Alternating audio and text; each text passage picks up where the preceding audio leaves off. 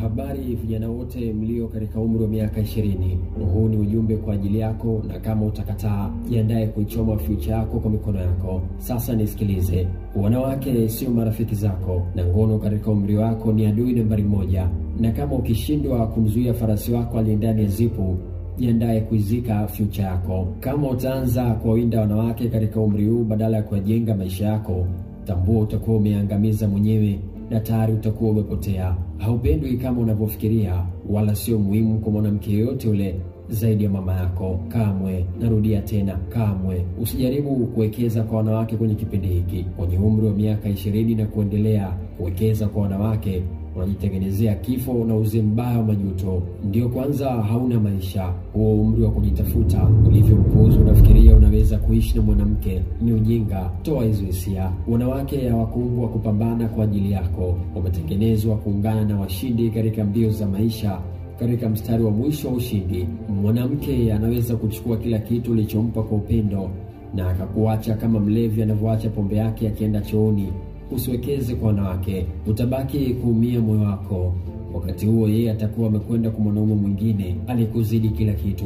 Kwenye miaka 20 kabla 30, huu sio muda wa kupenda. No time for romance, no time for commitment. Hii ni vita na lazima ushinde mpambano huu kabla hujapotezwa mazima. Kuoa kwenye umri huu ni sawa na kujifunga pingu kisha kuzitupa funguo kwenye bahari ya Hindi. Hauwezi kupona.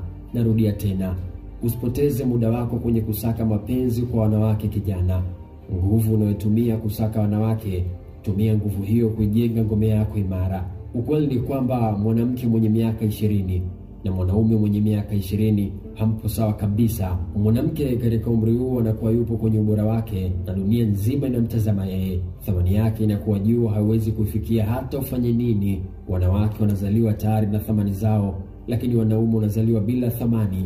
Ni lazima uipambanie ili uipate. Ataingia kwenye vyumba ambavyo hujawahi kuingia, atafika sehemu ambazo hujawahi fika, na wanaume wote watakuwa tayari kufanya kila kitu kwa ajili yake. Lakini wewe kidume katika umri huo ni ngumu kuonekana, ni invisible.